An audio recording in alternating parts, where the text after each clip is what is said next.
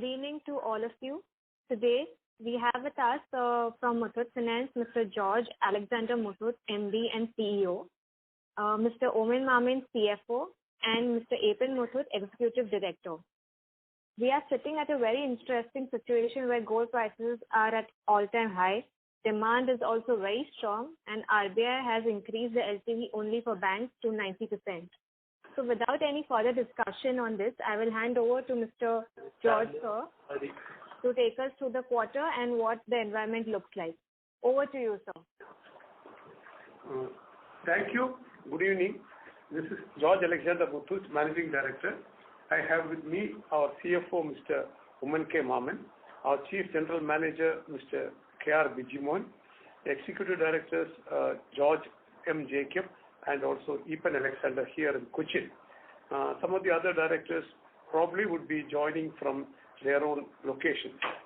So, good evening once again.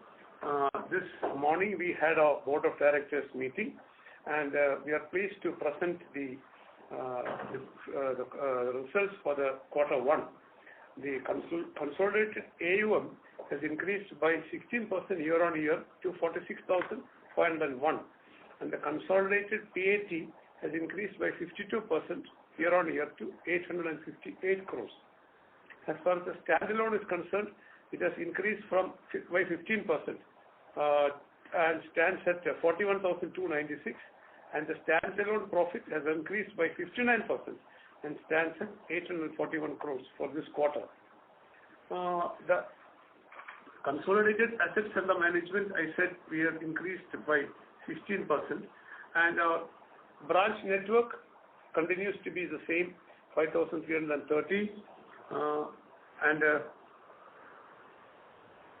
Muthoot Finance has contributed 40,000 of the Muthoot gross loan assets under management is 40,906, and the subsidiaries constitute 5,595.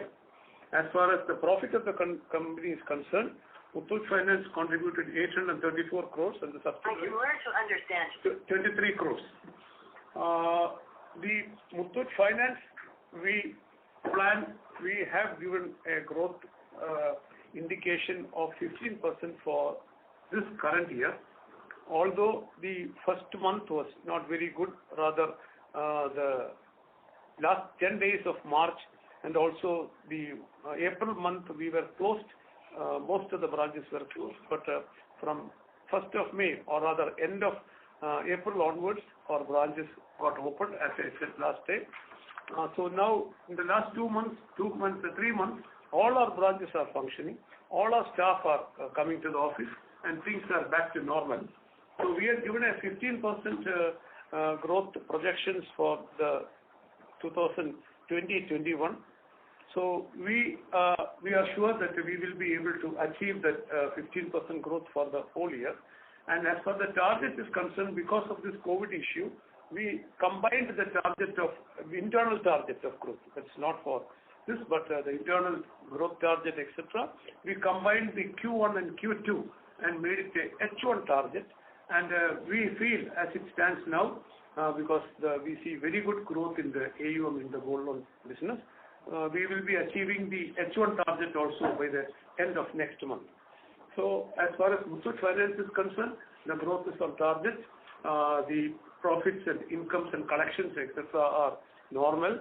Since we don't have any EMI problem, we have not had any issues with people asking for a moratorium. So that is behind us now. And but as far as the moratorium is concerned, what we have done for our customers is those loans which have crossed the 12 months and which should have actually become an NPA, would have become an NPA, etc. We have not been doing any auctions. But having said that, there is no point in doing any auctions now, because all these loans which you see as an NPA today, which is beyond 12 months or 12 months plus 90 days, if we auction the gold today, we will get much more than what is realizable, what is due to us, and we will have to do a refund. So in that case, we also felt that we did not do, even without the moratorium, we did not do an auction now, because having to auction a gold and then returning money to the borrower looks very painful. The first question he would ask is, why did you then auction my gold? So as long as we are in the money, we have not done the auctioning, and that takes care of the moratorium issues also. So that's as far as the gold loan business is concerned. As far as the subsidiaries are concerned, where we have around 12% of our portfolio in the three main subsidiaries of the microfinance, the home finance, and the vehicle finance. As far as vehicle finance and home finance are concerned, we are going slow. Rather, our disbursals are almost near nil. Only collections have been happening in these home finance. Probably we will wait for the end of the moratorium and see how customers are behaving after the moratorium in September, October, and then restart the lending. So as far as today, all the staff available with us are into the collections. They are doing actually in this period also, they are doing reasonably good collections in both these subsidiaries. As far as the microfinance is concerned, they have already started slowly lending, and probably in the next 2-3 months they will be back to normal. And from what reports I hear from not only our microfinance, from the microfinance industry as a whole, is that next 2 months, 3 months, disbursals will come back to normal. So these are the subsidiaries. So hopefully by the end of this year, our gold loan growth should be very good, and that will bring down the proportion of the other loans. So other business, which is today 12%, I think may come down to about 10 or 9% by the end of the year, because gold loan will be growing well. The others may have very, very slow growth, etc. So that is the growth prospects. Otherwise, we have been able to do well in the digital space. We have been able to convert quite a lot of our customers into online transactions. Earlier, before the lockdown and the pandemic, we had about 19% of our customers transacting online. Today it is more than 40%. We actually doubled our customers who are transacting online, either for payment of an interest or payment of some part of the principal, or taking more money on their loans. People, please remember that our customers are very small value customers, average of 50,000 only. There are 10,000 rupee customers, 15,000 customers. But our staff during the COVID period were able to actually, sitting in their home, etc., they were able to link the bank accounts to the company's bank account and the loan account, so that it made transactions easier. So we were able to link about 10 lakh accounts during this period, which was one of the reasons we were able to increase our online business. Today, even other than that, we have so today, for a customer to take a gold loan, he has to come to the branch. Once he has to come to the branch with the gold, and for taking it back also, he has to come to the branch. All other things actually he can do online. But again, taking the business more to the customer's house or customer's place, we have started a new vertical, which is the loan at home. So if a customer wants our people to go and meet them in their house or business place, generally it is the house, and collect their gold, etc., we will go there. Our people will go, our appraisal staff, or our managers, etc., will go to the house, collect the gold, check everything, and bring it in very sealed package to the branch. And before leaving the branch, before leaving the house, they would be able to transfer the money also to the customer. That is now started. It is having good traction. Of course, that we will be doing only for bigger customers. Probably at present we look at it only for customers with more than 2 lakh. It should be, because it's a little expensive also from our side. But still, it is a good service we are doing for the customers. So we have also launched another product, which is the gold unlocker. That means the gold which you have kept locked in your locker somewhere in your house or in some bank, we are actually encouraging customers to bring it to us. We will value it for them, we will test it for them, and we will keep it in our locker, which is also insured. The money, gold which they keep in the house or bank locker is not insured. Here it is insured, we can keep it, and they can take loans, avail loans whenever they want on this. These are the two new initiatives which we did. And the last one which we did recently, the last couple of days, was giving a free insurance cover to all the new gold loan customers. So that we are giving free, probably charging a 1 rupee nominal money, but then it is giving free. We give up to 1 lakh cover for COVID people who are affected by COVID. We have tied up with insurance companies for that. It has started from Monday, and it is definitely being well appreciated by all our customers, and we feel that during this pandemic, it is one of the best things we could have done for our customers. I'm sure this will all go a long way in endearing the customers to Muthoot as a long-time customer, and giving back to them something which we are also doing. Also, on our CSR side also, we have been and continue to do quite a lot of CSR work for the pandemic COVID-affected people, not only near our branches, not elsewhere also. We are doing quite a lot of things, and we feel happy and, of course, satisfied that we are able to do these things. So these are the things which have happened, and finally, we feel that our growth, etc., should be on track, and next 3-2 quarters should be fine for us. And our business and our branches are normal. Our staff are also able to come to the branch and do their business and work and serve the customers. So with that, I would like to conclude, and I think we should be open for questions after this. Thank you. Thank you very much. We will now begin the question and answer session. Anyone who wishes to ask a question may press star and 1 on their touchtone telephone. If you wish to remove yourself from the question queue, you may press star and 2. Participants are requested to use handsets while asking a question. Ladies and gentlemen, we will wait for a moment while the question queue assembles. The first question is from the line of Prakash Goyal from ICICI Prudential Asset Management. Please go ahead. Congratulations on this set of numbers, and thank you for the opportunity. I have 3 questions. First, what will be the impact of competition on large ticket loan, primarily because of the changing regulation on the bank side? Will it have any margin or volume growth in future? Okay, please ask your full questions, all the 3. So this is my first question, sir. Then I'll ask the other 2 questions are not related with this. Okay, please ask. I'll answer together. Okay, fine. The second question is that in you have a nice presentation which discuss about the administrative expenses coming down.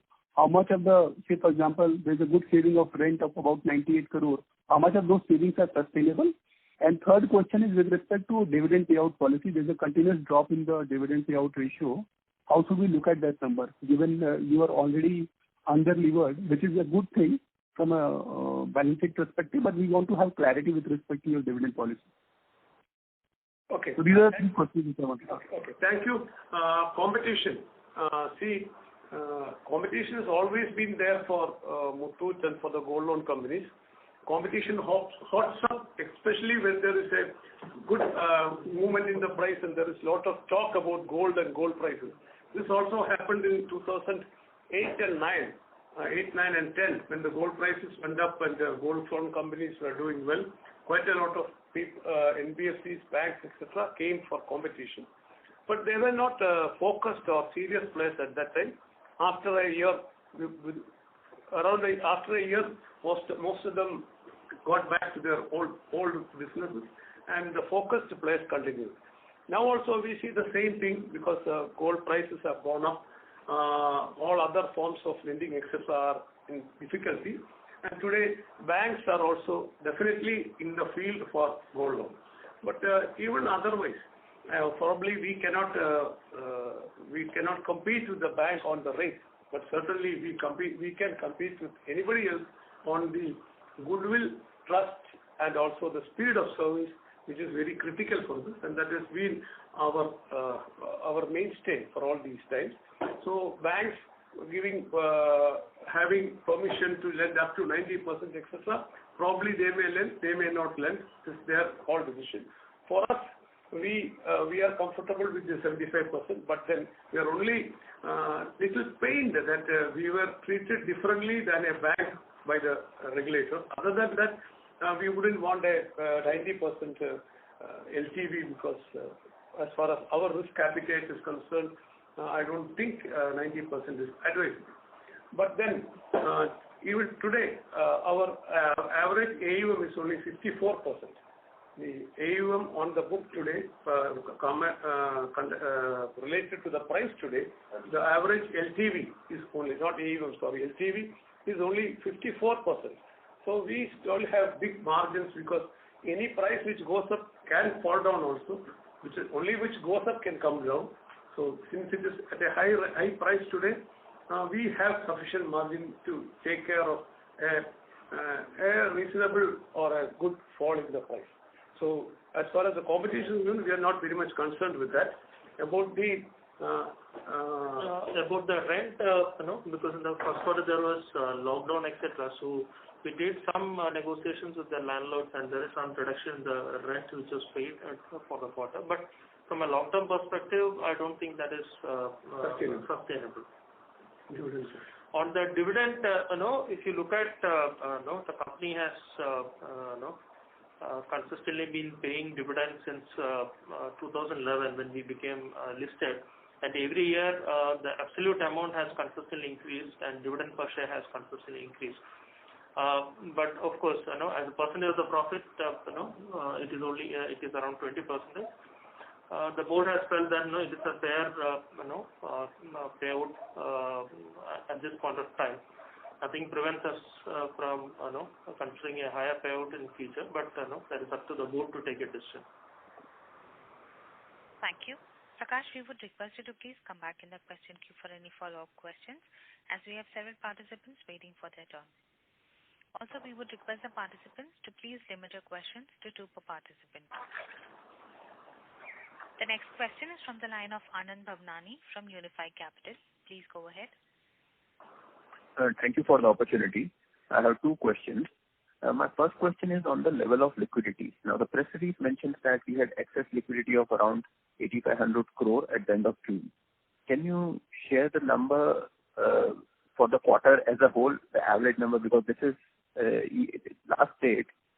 Just wanted to understand what's the average liquidity for the quarter and what was the average number for corresponding quarter last year.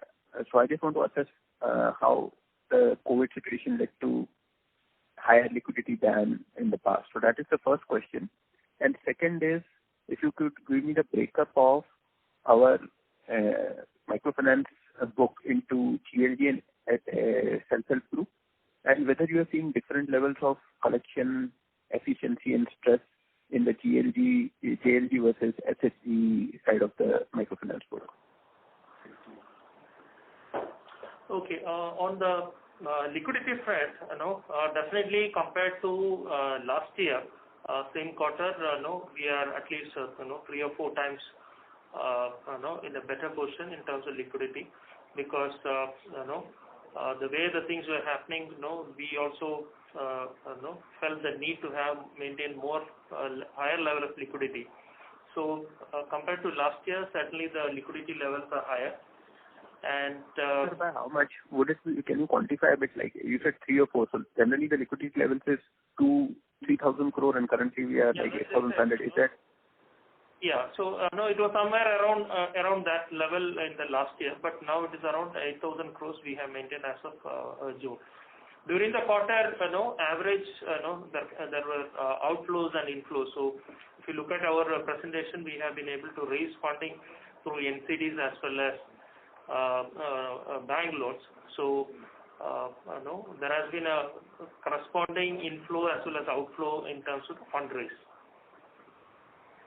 Regarding the microfinance. Regarding microfinance, we have more than 60% of the portfolio is SHG, and the remaining is JLG also. Actually, we have renamed it as a Pragati because we took a year back itself a decision. Some of the features of this SHG have been taken it out, and that has been merged into the JLG scheme. So today, our JLG is called Pragati scheme, which has got most of the features of SHG. So that's why, but we don't see a big difference in collections actually. It's more or less same. It's more or less same. What will be the collection efficiency as of June end?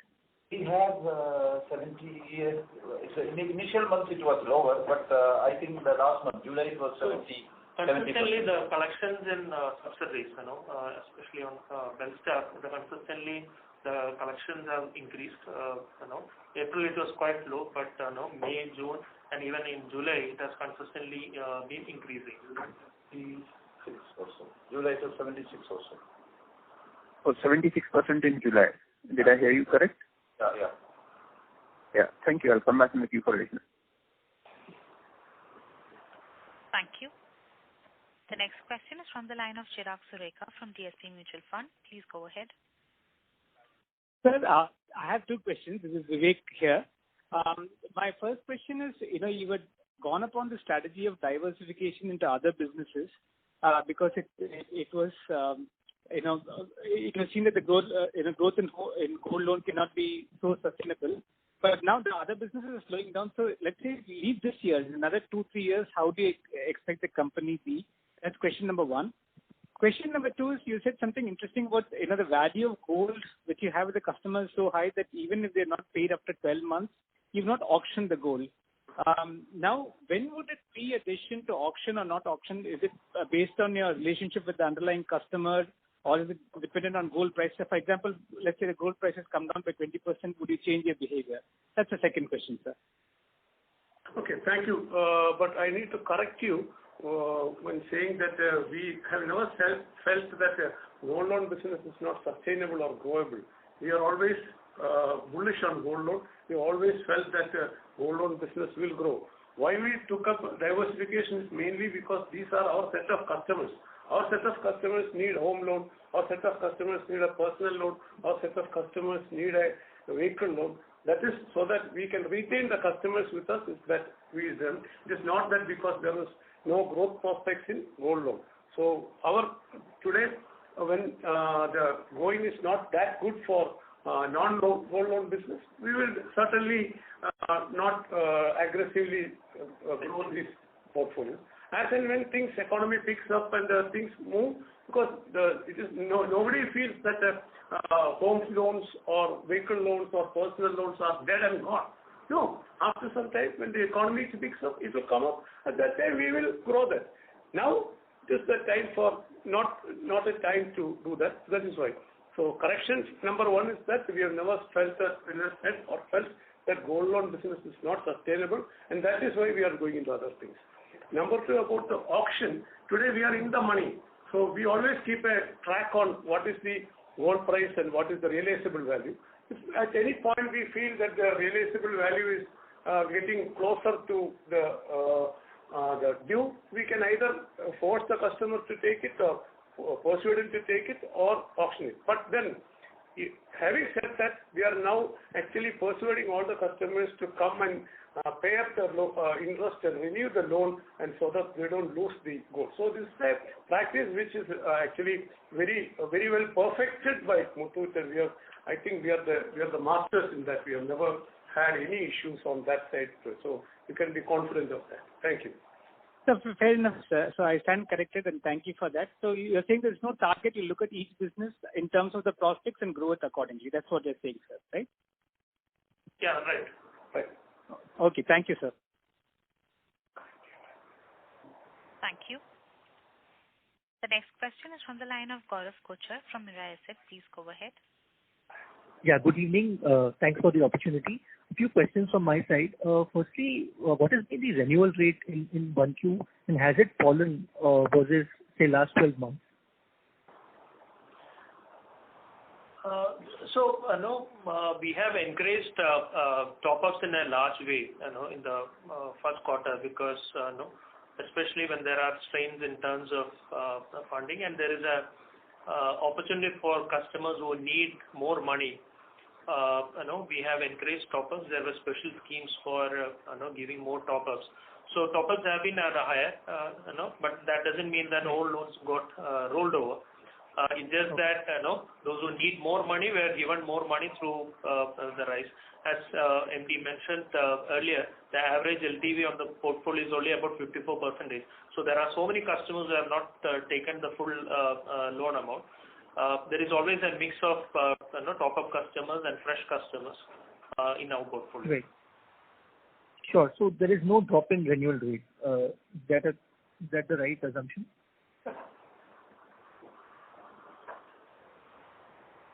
Hello? Yeah, right. Yeah. Okay, sure. And coming to the decline in the tonnage, the gold value or the gold tonnage that we have is declined by around 6 percentage points. So how do you explain that? There is nothing to be explained. When the people need the same amount of money for new loans, they need to bring only lesser quantity of gold. That's what is happening. The function of gold price. Function of the gold. The gold price has the loan to value today is much higher than what it was 3 months back. Right. So we have not seen cases of customer pledging more gold, given that the gold prices have gone up. Yeah, because he need not. Today, if he wants 50,000 rupees, earlier he need to bring 50 grams. Today, he need to bring only 40 grams. But suppose if the customer needs 1 lakh, certainly he will bring it. So we don't track that part. We don't need to actually track how much quantity of gold someone is giving because everything is centralized. Sure. And on the margins, we saw roughly 160 bips sort of spread decline. How much would you attribute that to the yields, the yields that have fallen? And any explanation to that? See, as we said in the previous calls, there have been higher level of collections because of the overdue interest in the previous quarters. I think 22% is a very reasonable rate which we should look at on a regular basis going forward. Okay. So this sort of NIM would sustain. Don't see any sort of NIM improving from you. At least for the time being, we should see a stable level of NIM, and we are generating about 6 to 8% of return on asset, which is fairly a good return for the shareholders. Sure. And the last question is on OPEX. In this quarter, the OPEX in absolute terms was around 374 crore. Roughly, the run rate has been around 500 crore. So going forward, given that business normalization has kind of happened, what kind of run rate shall we see on a quarterly basis? The OPEX which has come down in last quarter was because of some places we got reduction in the rent from the landlords, but that is only for a month or so. After that, now everything is back to normal. The number of staff is the same. We have the same number of staff. Everybody is coming to the office. The premises are working. So advertisement expenses, everything is now started. So what you saw earlier as a reduction is not sustainable. It will be the average expenditure OPEX every quarter going forward. Sure. So these would be back to pre-COVID levels. Yeah. Correct. You put it correctly. Sure. Thanks and all the best, sir. Thank you. The next question is from the line of Deepak Gupta from Reliance Nippon Life Insurance. Please go ahead. Hi, good evening, sir. Thank you for taking my question. So I just wanted to understand this correctly. As of March end, you had 176 tons of gold kept as security, which has come down to 165 tons.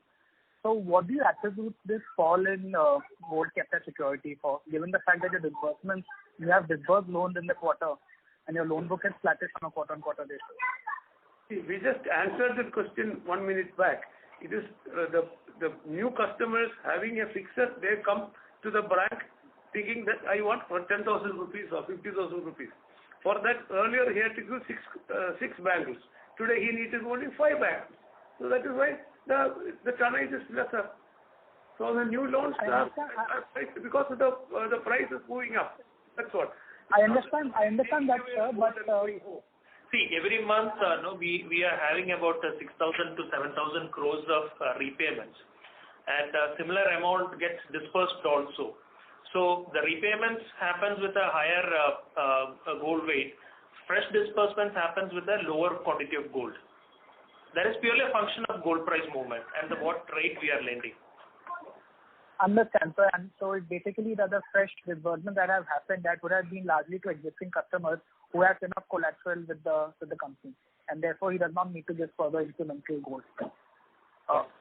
And also, typically, a gold loan customer, very seldom does the gold loan customer come with a set of jewelry and ask, how much can I get?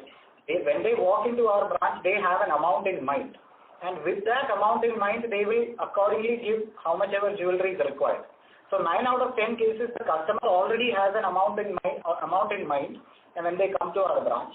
So very rarely do you find a customer coming and asking, what is the maximum I can get for this piece of jewelry? Understand. And sir, my second question is on borrowing mix. I see that you have increased your commercial paper exposure in your overall borrowing mix. So it would be to take advantage of competitive rates in the last quarter. Do you see CP sustaining at these levels in terms of your total percentage of borrowing, or you think CP can grow as percentage of borrowing? So our commercial paper rating has remained as 5,000 crores for the last 3 or 4 years. We have not changed. Since 2018 we have not changed it. So the last change happened from 4,000 to 5,000 happened in November 2018. After that we have not changed the proportion. So there is no change in the level of borrowing through commercial paper. Understand. Okay. Thank you, sir. Thank you. The next question is from the line of Nischint Chawathe from Kotak Securities. Please go ahead. Hello, am I audible? Yeah. Hi. Hey, just trying to understand what was the reason for higher cost of borrowings on a quarter-on-quarter basis? It's not material, but one could be the impact, the full impact of the ECB cost, which we did on March 1st. So March 1st, 1 month cost only would have got added up. For this quarter, the full impact would have come. So that is one, and it could be because of the averaging impact in the last quarter or in the current quarter. But on the forex side now, how are you accounting the MTM impact? I believe you are hedged, but how are you really accounting for it? Is there any MTM hit on the forex side which is getting reflected over here? No, so MTM hit is taken to other comprehensive income. It doesn't have a direct hit on the profits for the period. Sure. And what explains the decline in derivative financial instruments? I think on a quarter-on-quarter basis, it has gone down from 3,500 crores to around 1,500 crores. So that is purely because of the movement in the exchange rates. That's what I said. Those fair value changes because of the foreign exchange fluctuations. It impacts the OCA as well as the balance sheet items of derivative instruments.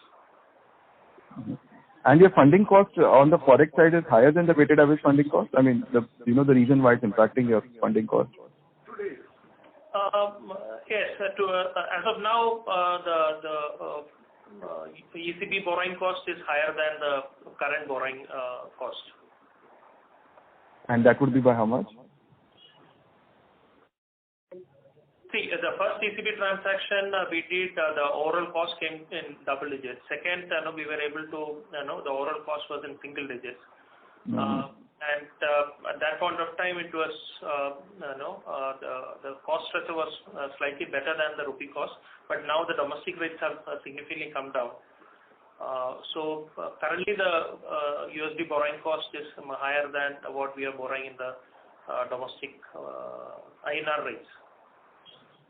Sure. Got it. That was my question. Thank you very much.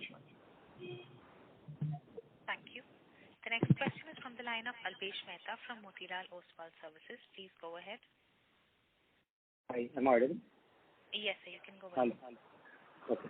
Yeah. So first question is, just hypothetically, if the gold prices were to correct by 15-20% from the current levels, would you be changing your AUM guidance, or the LTV will take care of the AUM growth? Since the tonnage growth is not happening and the new customer addition seems to be very low. So what's your sense on that? And the second two data keeping questions, what would be our average duration of the portfolio, and what percentage of our customers would be the repeat customers?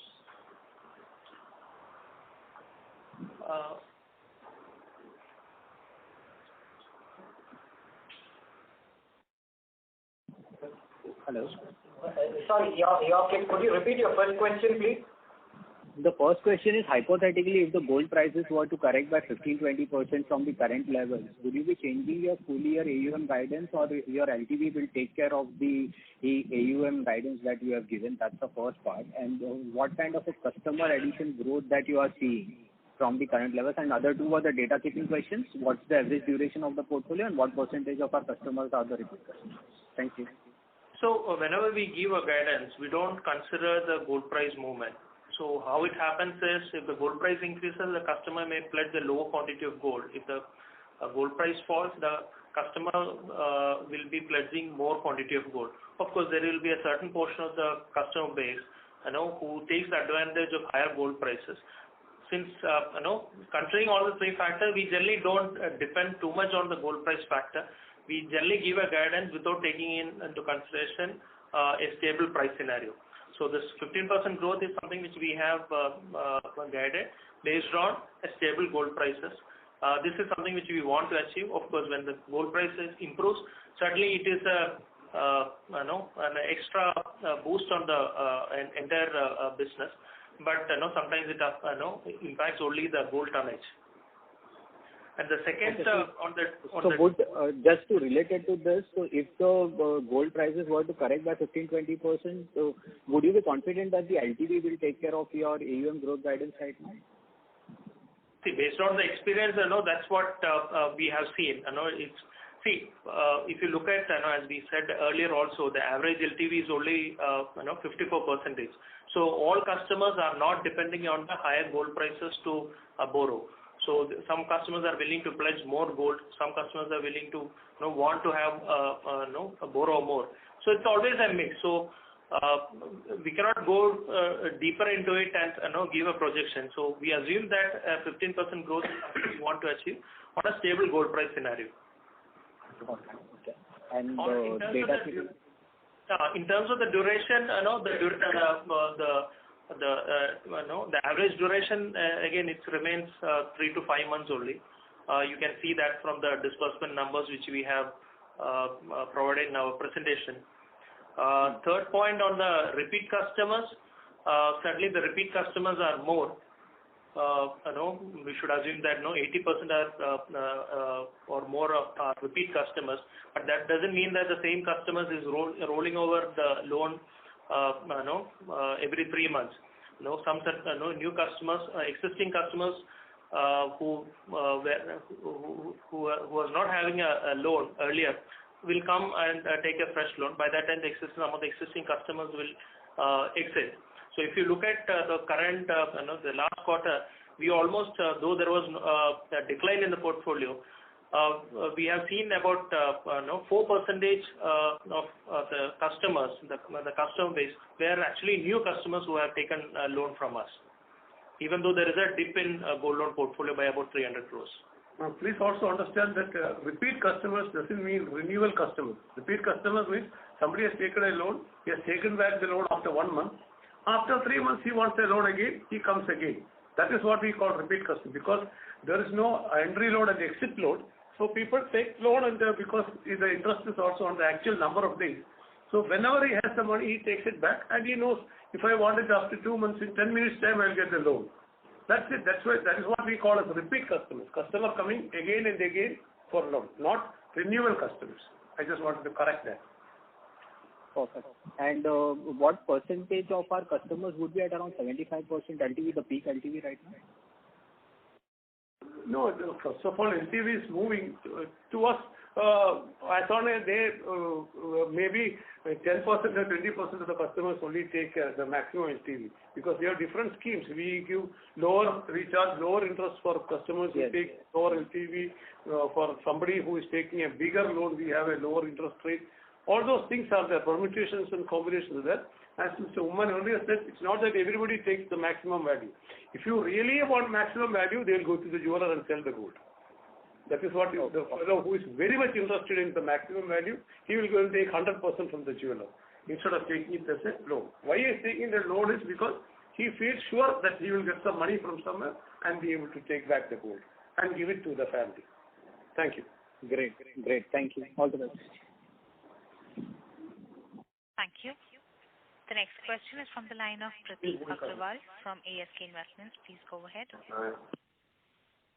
Hi, sir. I have a simple question. Just try to be a bit humorous here. NBFCs can do personal loans and make some losses. They can do vehicle loans and even small homes and make some losses. Why is it, as a part of business, of course, why are regulators so protective towards gold companies? Why is the decision on LTV not left to the judgment of the gold companies? Actually, we are not understood your question, sir. Sir, what I was asking is, if NBFCs are allowed to do personal loans, vehicle loans, small home loans in every category, where there is an ability or a propensity to have losses, and, even microfinance. Why are they so protective towards gold companies that, they have to dictate a LTV and ensure that zero losses are made? It should be left to the judgment of the gold companies. Yeah, I agree, sir. I think you should also come with us once to meet the RBI.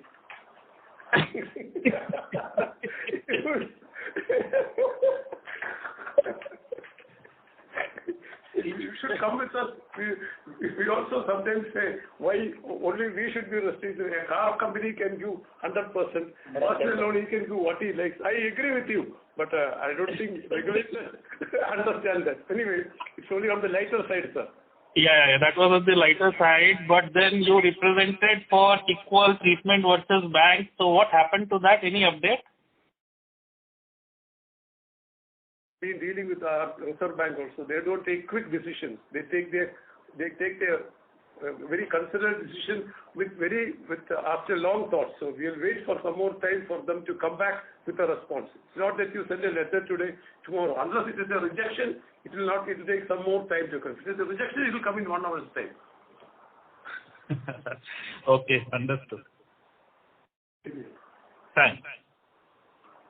Thank you. Thank you, sir. Thank you. The next question is from the line of Kunal Shah from ICICI Securities. Please go ahead. Taking my question. Firstly, in terms of, are we seeing banks reacting to this rising LTV and any of the locations or any particular banks, regional banks, reacting to this in the early phase? Definitely it's quite early, but have we seen any kind of a reaction from the banks, or they are still holding back? If I was the chairman of some of these banks, I wouldn't give 90%. Okay. So it's not really happening is what you are indicating. And secondly, in terms of delays, obviously you highlighted that we are well covered in terms of the collateral. But what could be in terms of our proportion of customers, how much are not actually repaying? We are seeing the trends in terms of the disbursements and the collections given on an average monthly basis. There is some decline. So is it fair to assume that whatever is the difference, that those are the customers who are not repaying as of now? So the question can be answered by saying how much of gold had to be auctioned. So last year, lent about 100,000 crores of gold, and we would have auctioned about 500 crores of gold. So that is about 0.5% is what we have to auction. We would have lent 100,000 of gold, and finally had to auction only 500 crores of gold. So that is the number of people who are abandoning the gold. Thank you. Kunal, we would request you to please come back in the question queue for any follow-up questions. The next question is from the line of Vaibhav Sachatia from SNI Investment. Please go ahead. For providing the opportunity. I had a question from a longer term perspective. We have seen in microfinance sector there's a cap of I think around 10% over cost of funds in terms of lending rate. So do you think any such move in gold? In other words, in my assessment, if such kind of things comes in our sector as well, which is gold loan, it would be beneficial to those. So why don't we just go and pitch to the regulator to do such kind of move as well in gold loan particularly? We would request our participants to please stay connected as the line for the management got disconnected.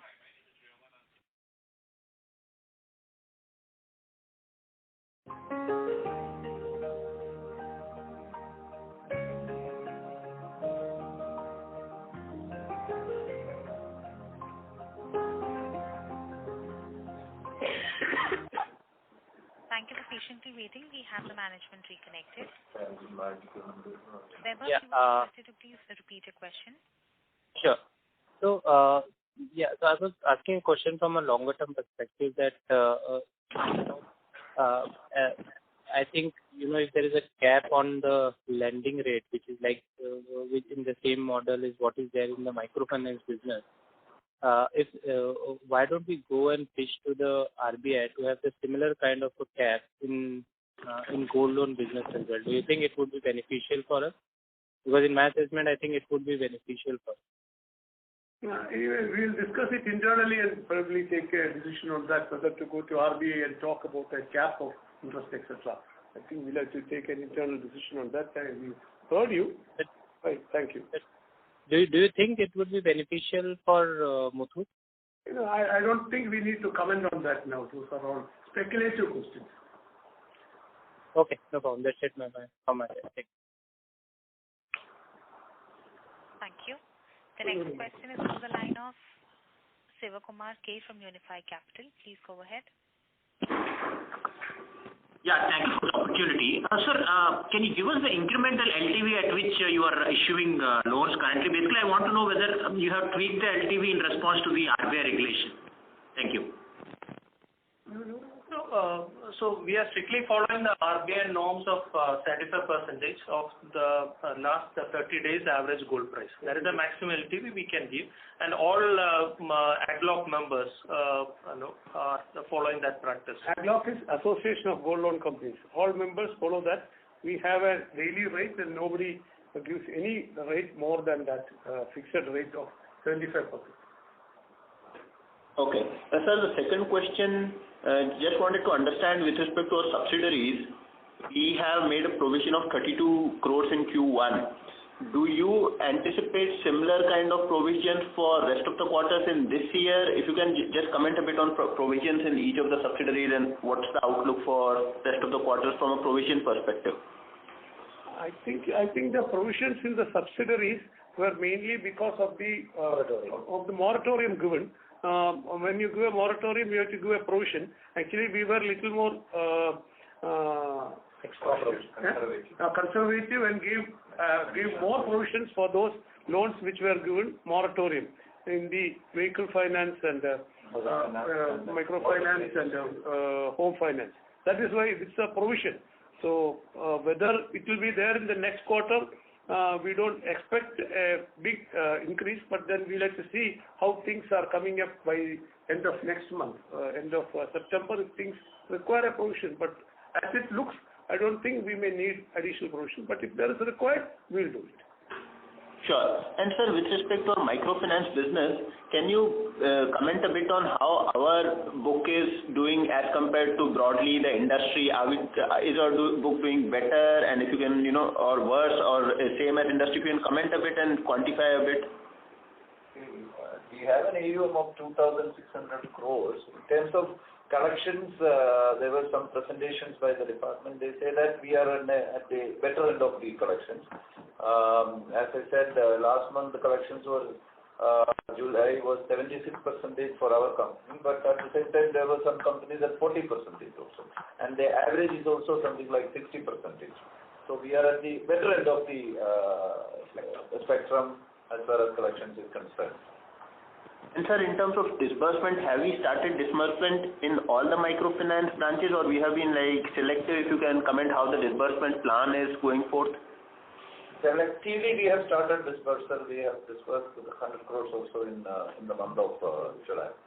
And that's again good customers. We are looking at our own existing customers and looking at their repayment track record, including whether they have availed moratorium. That is the factor we are looking, and we are slowly started disbursing. That's it. We are careful. And sir, disbursal in CV and home finance, any guidance on when would you start disbursing again, or have you already started? Can you comment a bit? Actually, we had commented on that in my opening remarks. That is, in the last quarter, we have not done disbursals in housing finance as well as the CV sector, and we will wait for the September moratorium to actually have its impact and play after August and September. We say how the customers are reacting to this after the moratorium is over, and then only go forward with the new lending, selectively new lending, both in home finance and the vehicle finance. Thank you. Sivakumar, we would request you to please come back in the question queue for any follow-up questions, as we have several participants waiting for their turn. Also, we would request the participants to please limit your questions to 2 per participant. The next question is from the line of Kiran Engineer from Motilal Oswal Financial Services. Please go ahead. Yeah, hi sir, congrats on the quarter. I just have one question. So I understand that our gold tonnage has gone down because prices are up, but the number of accounts has also gone down QOQ. So is this a phenomenon you're seeing where they're taking back the gold and selling it off rather than keeping the loan account continuing? Or does this concern you? So as I said in one of the previous questions, see, during the quarter, though there is a dip of about 300 crores in gold loan AUM, we actually saw about 5% of the customer base, new set of customers have come in. Even if you look at the last year also, though we achieved at 22%, we actually saw about close to about 27% of our customers' loan accounts were new customers. So, because it's a pure retail, there will be a lot of cases where customers are close their loan and has not come back again because he doesn't have a need. But another set of new customers is coming and taking a loan. That's the way we should see it. Okay, because I mean, on a net basis, your accounts are down 5%. On a gross basis, they're down, 5 plus 4, 9%. So in one quarter, 9% of your customers are attriting. I don't know, is this normal generally? Is this business as usual? In terms of attrition rate of customers. I understand that disbursements were muted and that's why AUM is down. So the loan account numbers keeps varying. We always look at whether we are able to generate a new customer base. So the new customer base is certainly been increasing. Last year also we saw that the new customer base is increasing. Because it's a pure retail, some customers may need a higher level of loan, some customers may not need a loan. So that keeps changing. To answer your point, nothing unusual. Thank you. Kiran, we would request you to please come back in the question queue for any follow-up questions. The next question is from the line of Anand Laddha from HDFC Mutual Fund. Please go ahead. Hello. Yes. Yeah, we can hear you. Yeah. Sir, if you can give some color on the different schemes you have in the gold loan, like how many different schemes you have for the customers, and against each LTV, how much is the rate of interest charged? So, Anand, the details are all there in the website, but to give a broad view, there are so many schemes which we have created over in the last couple of years. There will always be some portfolio outstanding in each and every scheme, but a basic principle is that we have a scheme for 75% at X rate. Sometimes we have a 75% at Y rate also, depending upon the geography. So the number of schemes are keeps varying according to geographies and according to the LTV also. We actually need to give choice to the customer. Some customers are interest sensitive. Some customers want more money. Some customers need only very little money. Some customers need large amounts. So in every case, there is some difference. If a large loan means we can offer a lower rate of interest. If the smaller ticket size, we give a higher rate. If the LTV is higher, we give a different rate. So we have at least probably 10-12 schemes are always there. Okay. So what is the lowest rate of interest we give to the customer and what is the highest rate? Our rate, the lowest rate should be 11.9%, that is 99 paisa, and the highest rate should be in the region of 23%.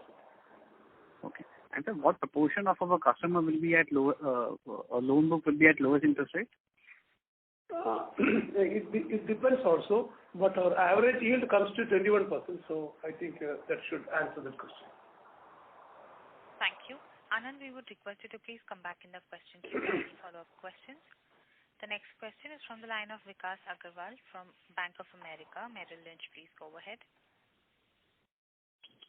Hi. Good evening, everyone. Just a couple of quick questions from my side. First, you mentioned earlier in the call that there were some customers who had not paid after 12 months, and instead of auctioning, given the LTV, you have not auctioned the gold. Is there? Can I check two things related to that? One, is there any increase in amount disbursed to them just given the headroom in the gold collateral they have? And what is the proportion of customers, either as a number of customers or number of the proportion of AUM that you have?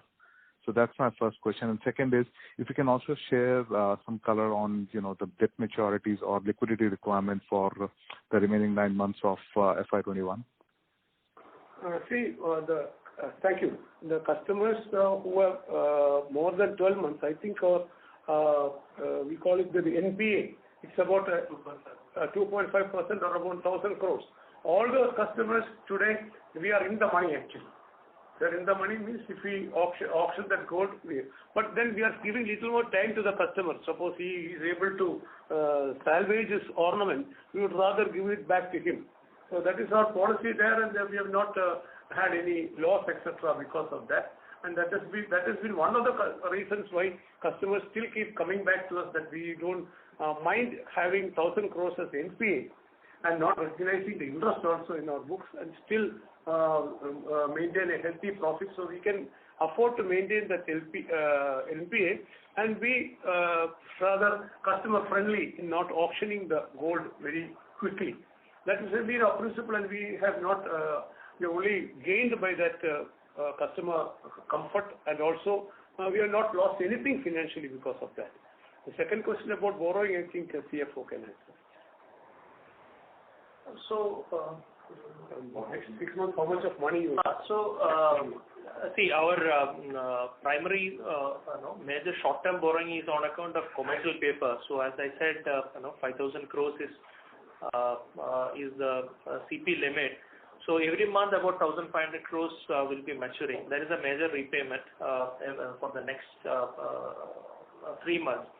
But definitely we are hopeful about placing fresh CPs and raise fresh money, because in the past so many months we have done that exercise, and fairly the market is confident about our credit. Second is on the borrowings from banks. We have working capital limits from banks. Mostly it is for a short duration, though it is a regular limit. So these loans are taken for 3 months, 6 months. So it keeps maturing, but we are able to draw it again after a cooling period of 1 or 2 days. So that forms another thing. Other than that, we don't have any major repayments at least in the next 6 months. Thank you. Vikas, we would request you to please come back in the question queue for any follow-up questions. The next question is from the line of Utsav Kokirwar from Investec. Please go ahead. Thanks for the opportunity, sir. Just a couple of questions from my side. Can you just help me with the collection efficiency number for the other two segments, that is home finance and vehicle finance for the month of June and July?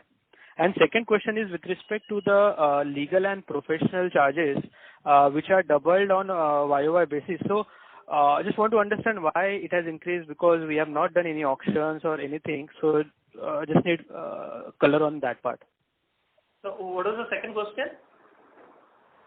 Legal and professional charges actually more than doubled on a YOY basis if you look at expenses. No, periodically we engage for various persons for various services. So that could be maybe a one-off item. That could be for one of the professional charges we have engaged, because at various points in time we for fundraising, etc., we might use some consultants, etc. So probably it is because of that. The other one was on the collection efficiency in vehicle finance and home finance.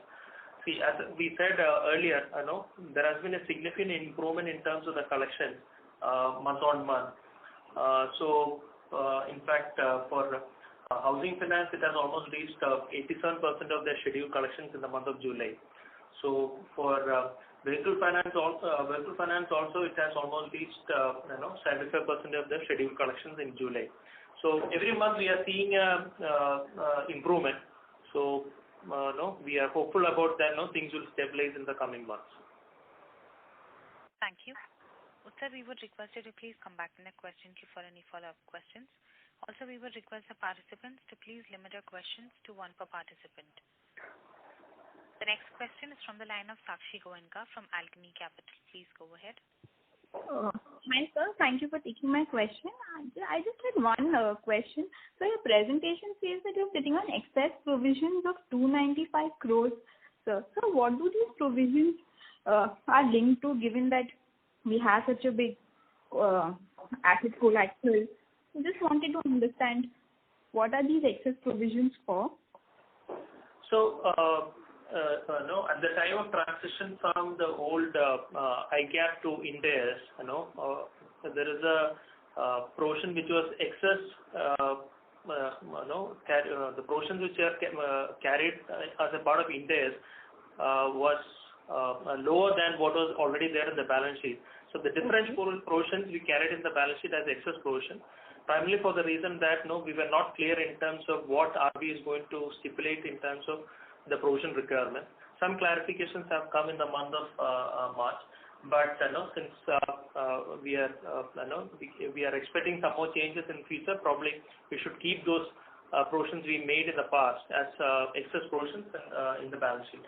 Right now, we are not planning to use that. We intend to keep it as a excess provision. So, sir, despite you having such a your collateral being so strong, you still think that there is no question of writing back these provisions? So you'll keep it in your books. See, these were provisions that we created in the past. So we felt that let's not bring it back to P&L. So currently we are retaining in the balance sheet as excess provision. Probably in case RBI, of course that RBI is still insisting on comparing the old RBI provisions as per RBI norms as well as under the Ind AS, and the differential, if there is any shortfall, it is carved out of the reserves. So tomorrow if RBI is going to make any changes, we can certainly use this excess provision for utilizing that. Thank you. Sakshi, we would request you to please come back in the question queue for any follow-up questions. The next question is from the line of Arvind Shetty from Max Life Insurance. Please go ahead. Yeah, hi sir. Thanks for taking this question. So basis the demand that we are seeing, do you plan to open any new branches during the year? I think I had answered. Somebody has asked and we had answered. We plan to open about 250 branches in the next 12 months. Okay, all right. That's it. Thank you. Thank you. The next question is from the line of Abhiram Iyer from Deutsche CIB Center. Please go ahead. Yeah. First of all, congratulations for the result. My query is regarding the cash balance that you carry. It's obviously 3 to 4x the amount of cash that you carried in the previous year. So is there any plan for early retirement of debt or early retirement of bonds using this cash? So this excess cash is for shoring up the liquidity buffer we required for our growth, and especially in future, RBI is going to bring the LCR coverage ratio. So necessarily our balance sheet has to keep this kind of a liquidity going forward. It is a part of our going to be a part of our business model going forward. Got it. Thank you. Thank you. The next question is from the line of Shubhranshu Mishra from BOB Capital Markets. Please go ahead. Hi, sir. Thank you for the opportunity. Two questions. The first one is, it seems very counterintuitive as in the credit crunch environment, still repeat customers are 80% and new customers are only around 20%. So if you can expand on that, that's the first level question. Of course, you've answered the excess cash, but we are roughly sitting at around 15% of the balance sheet. And now the bond markets are thawing, and almost every rating of NBFC is getting money because of the liquidity at PSU banks. So why is it that you're sitting at such high levels of cash liquidity? I mean, we can reduce it to around 10% or maybe 8 to 10%. So if you could expand on both these questions. See, no, I don't know how many NBFCs are looking at growing the balance sheet. We have already guided the market for about 15% growth. So certainly we require funds to grow our balance sheet. In addition to that, we have to ensure that there is adequate liquidity to take care of any sudden uncertain events that might crop up in future, maybe because of the COVID or because of any other kind of liquidity stress scenarios. So as I said earlier, it is going to be a part of our business model to have excess liquidity in our balance sheet. So, sir, excess means how much of excess? I mean, why is it 15 and why not 10? That's my question. It has to keep. It will certainly keep varying. We don't want to say it as a policy, but certainly we'll have to maintain about 10% of the balance sheet minimum as a liquid cash. Thank you. Due to time constraints, that was the last question. I would now like to hand the conference over to the management for closing comments. Managing Director George Alexander here. We as the team here in the head office Cochin, very happy to have had this interaction today. Happy that all of you were able to understand more of the company through our interaction. Definitely thanking all of you for the great support you have given till now, and requesting your continued support in future also. Wish you all the best, and since you are from Kerala, wish you all a happy Onam. Onam is coming next week. Wish you a happy Onam. Thank you.